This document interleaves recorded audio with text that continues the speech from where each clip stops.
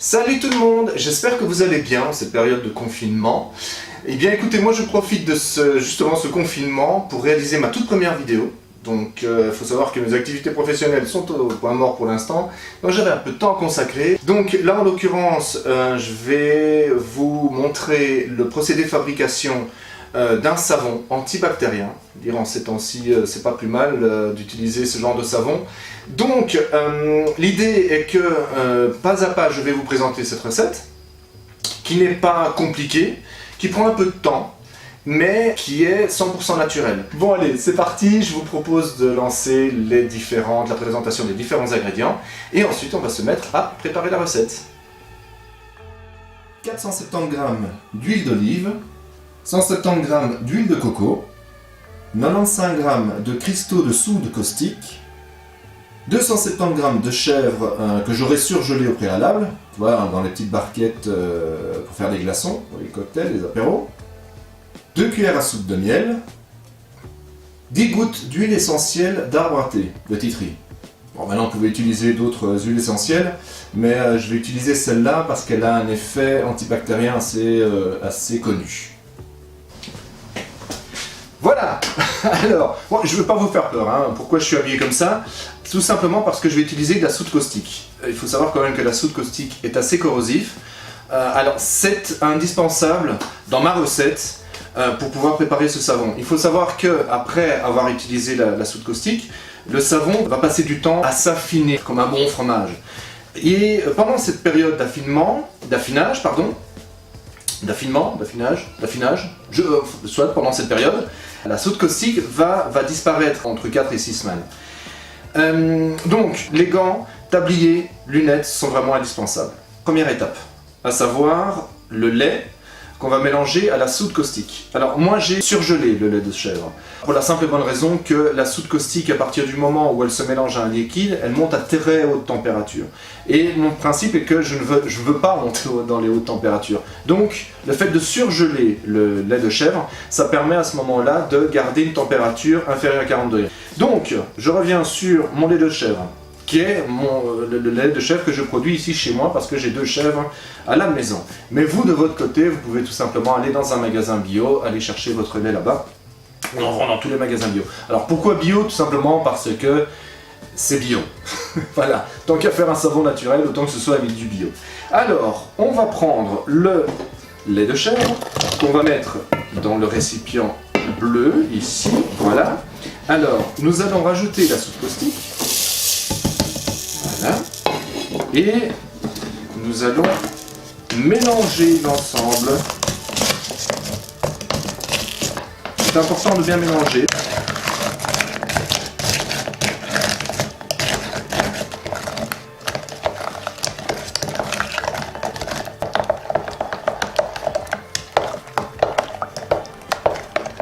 Alors pour cette deuxième étape, nous allons prendre l'huile d'olive, voilà, que nous mettons dans la casserole.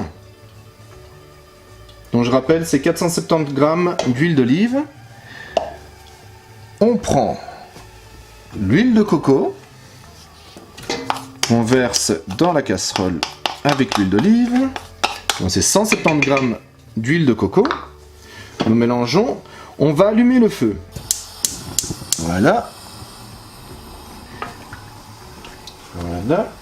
Et on va suivre la température, comme je disais précédemment, on doit monter la température du mélange à 40 degrés. Donc ça va permettre à l'huile de coco de fondre et sans pour autant dénaturer le mélange. Et donc de pouvoir conserver évidemment cette glycérine qui sera produite naturellement. L'huile de coco a complètement fondu. Nous allons mettre 2 cuillères à soupe de miel dans le mélange.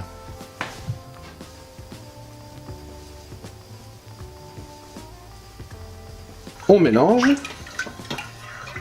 Alors nous allons pouvoir mélanger le lait de chèvre, voilà, qui a formé une sorte d'émulsion, hein, on le voit bien ici. Voilà. Et on va mélanger ça avec l'huile d'olive et le lait de coco. Voilà. On utilise le mixeur pour pouvoir mélanger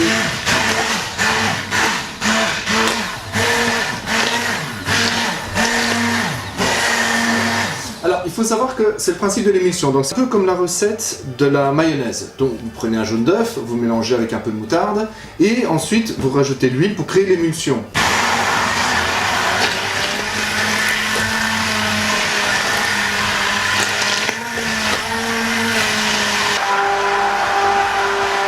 On voit que le mélange s'est bien épaissi. Hein, donc on a une belle émulsion.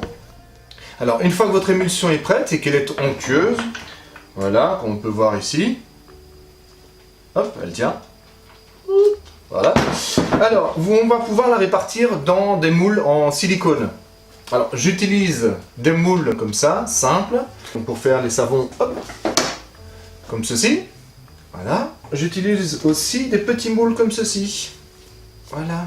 Avec des inscriptions, des dessins en relief dans le fond, pour pouvoir faire des savons plutôt comme ceci. Voilà. On va verser l'émulsion dans les moules. Je vais pour cela utiliser une serviette de bain que je vais poser sur la table. Je vais y poser mes moules et je vais verser dedans l'émulsion. Voilà. Donc, on fait couler le mélange dans tous les interstices. C'est pour ça que je tapote un petit peu. Ça permet de bien imprégner tout le fond du moule. Voilà. On fait ça pour chaque petit moule. Voilà. Ensuite, on égalise.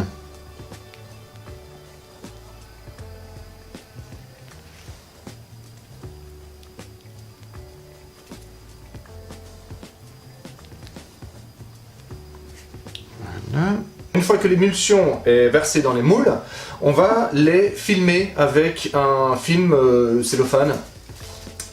Tout simplement pour éviter d'en mettre partout. Voilà. Donc on va mettre un petit film comme ça dessus. Voilà. Et on va refermer l'ensemble avec l'essuie. Tout simplement pour garder au chaud tout ça. Parce qu'il faut savoir que dans les prochaines 24 heures, le savon va durcir. Donc l'avantage de le garder comme ça sous la serviette de bain, c'est que il va rester bien au chaud. Donc la réaction chimique va provoquer une chaleur, le savon va durcir, et demain, ou dans les 36 heures, pour bien faire, hein, nous pourrons démouler les savons, et alors à ce moment-là, passer à la dernière étape qui est l'affinage du savon, c'est-à-dire que pendant 4 à 6 semaines, toute l'acidité va disparaître et ne va rester que le savon avec tous ses éléments naturels. Bon pour nous, notre corps. Voilà, alors, on est 24 heures plus tard, on va démouler nos petits savons. On va retirer le petit film cellophane. Voilà, ils sont bons. Et ensuite, on va les faire sécher. Donc on va tous les démouler un par un. Voilà, toujours avec beaucoup de douceur. Voilà. Hop, une jolie petite fleur.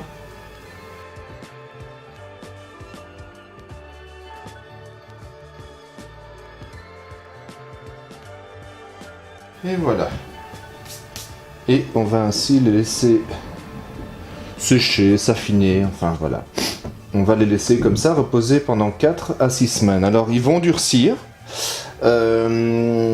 et toute l'acidité de la soude caustique va complètement se dissoudre. Donc alors, vous pouvez tester hein, si vous prenez un savon pour savoir s'il est mûr. Vous le prenez, vous mettez le bout de la langue sur le savon et si vous sentez un petit picotement, c'est qu'il n'est pas encore prêt.